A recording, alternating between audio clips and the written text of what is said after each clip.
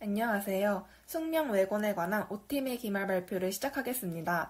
중간 발표 피드백을 바탕으로 문제 제정의 및 디자인을 수정하게 된 과정에 대해 이야기하고 수정된 디자인에 들어간 공학적 원리와 발전 가능성에 대해 발표하도록 하겠습니다. 중간 발표에 대한 피드백은 조인트가 하중을 충분히 견딜 수 있는지, 이중바퀴 필요성에 대한 의문, 과연 수레가 효율적인지에 대한 궁금증과 같이 크게 세 가지로 나눌 수 있었습니다. 원래 저희 주제는 택배기사님들이 계단을 이용할 때 도움이 되는 수레를 만들고자 하는 것이었습니다.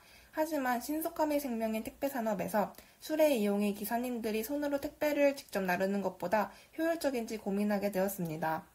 따라서 수레를 이용할 대상을 1인 여성 가구와 장을 보는 주부 및 노인분들로 바꾸어 문제를 제정해야 하였습니다. 주변에서 자취하는 학우들을 많이 볼 수 있듯이 우리나라 1인 여성 가구 수는 309만 명으로 적지 않은 숫자입니다. 오피스텔이나 아파트에 살지 않는 1인 가구는 승강기가 없는 저층 건물에 사는 경우가 많은데요. 이런 자취 여성을 노린 택배 범죄나 주소 노출에 대한 경각심으로 편의점 택배, 여성 안심 택배와 같이 바깥에 나가 택배를 가지고 집에 돌아오는 경우가 증가하고 있습니다. 들고 와야 할 상자가 여러 개거나 한 손으로 들기 어려울 경우 카트가 필요할 것입니다.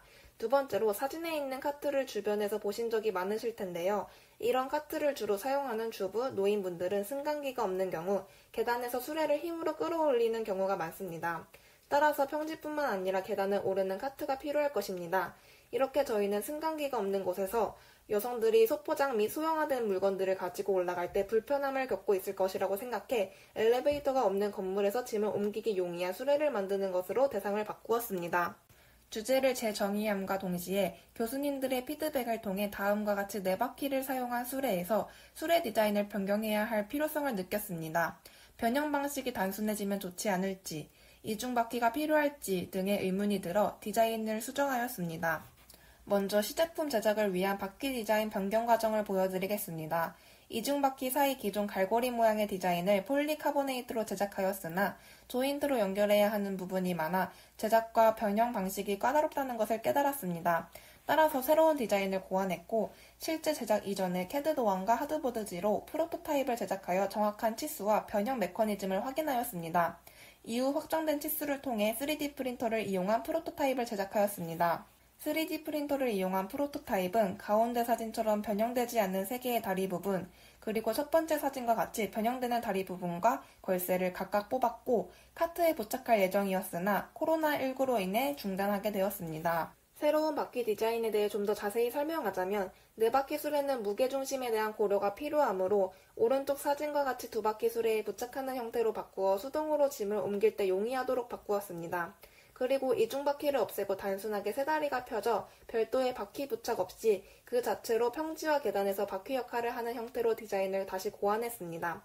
설계 과정에서 세 다리가 펴지는 메커니즘을 일상생활 속 어떤 물건의 원리를 이용하여 최대한 단순하게 할 수 있을지 많이 고민하였는데요. 여러분들이라면 어떤 물건의 원리를 이용하실 건가요?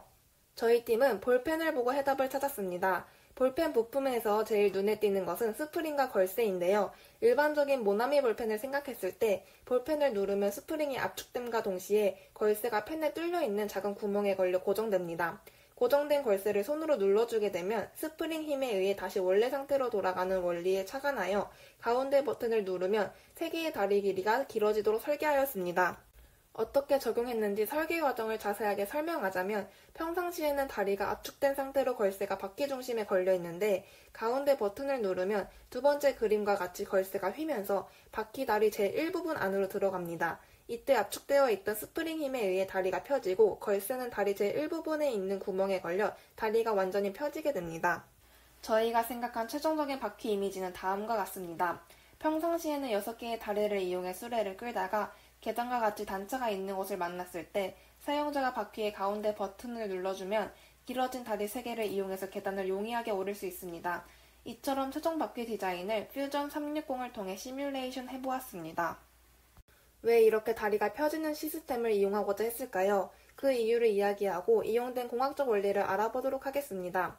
저희는 승강기가 없는 건물에 살며 여러 개의 많은 짐을 혼자 운반해야 하는 분들에게 도움이 될 수레를 만들고자 바퀴가 계단을 쉽게 오르는 것에 집중했습니다. 이전에 바퀴가 계단을 오르기 위한 노력으로는 오른쪽 그림과 같이 반지름 알을 매우 크게 한 고무바퀴, 알을 무한대로 한 캐터필러 등이 있습니다. 이처럼 가장 직관적인 방법은 단순히 바퀴의 반지름을 계단 높이보다 크게 하는 것입니다. 하지만 바퀴가 수레만큼 크다면 과연 일상생활에서 이용이 가능할까요? 무조건 바퀴 사이즈를 크게 하는 것이 최선이 아니며 공학적으로도 문제가 있다는 것을 관성 모멘트의 정의로부터 발견했습니다. 이전 반지름을 매우 크게 한 바퀴는 동력을 이용했기 때문에 사람이 끄는 힘을 고려하지 않았는데요. 저희는 사람이 끄는 힘이 필요한 수레로 관성 모멘트에 대한 고려가 필요합니다. 관성 모멘트는 물체를 회전시킬 때 물체가 보이는 저항의 크기로 반지름의 제곱에 비례함을 알 수 있습니다. 즉 반지름이 커지면 관성 모멘트가 커지기 때문에 들어가는 힘이 더 커지게 됩니다.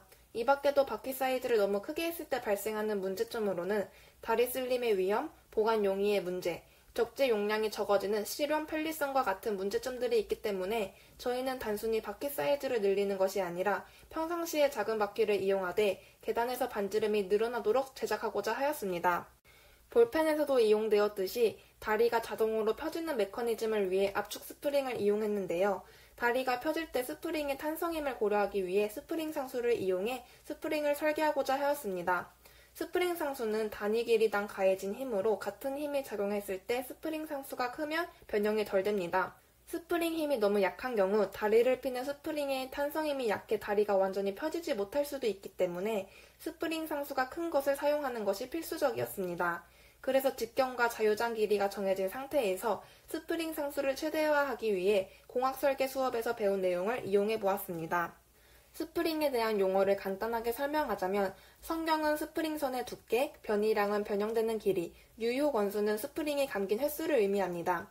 횡탄성 계수 및 중심 직경, 변이량, 유효 원수는 다음과 같이 파라미터로 고정시키고 성경, 하중, 스프링 상수는 변수로 놓고 오브젝티브에 스프링 상수 K를 의미하는 식들을 차례대로 대입하였습니다.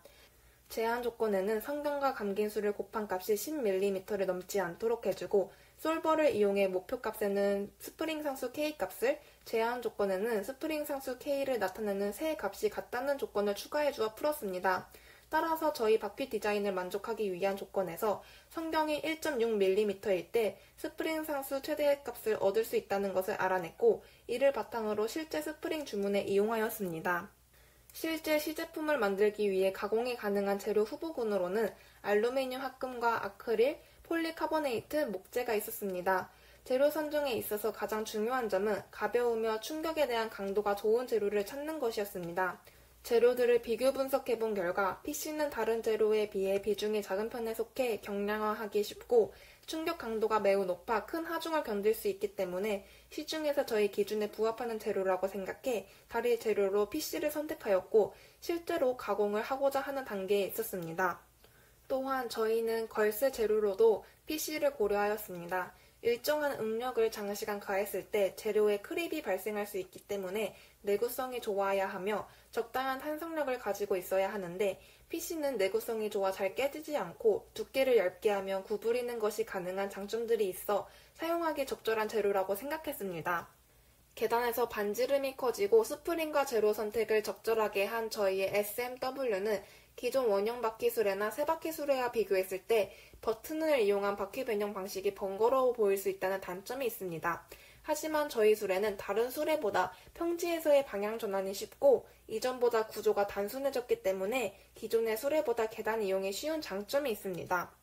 여러 상황으로 인해 바퀴 제작 단계까지밖에 수행하지 못했지만 향후 모터와 센서를 연결해 계단을 알아서 인식해서 다리가 자동으로 펴지는 바퀴 변형이 간단해지는 스마트 기능을 추가한다면 힘을 훨씬 덜 들이고 숙명 외건을 이용할 수 있을 것입니다.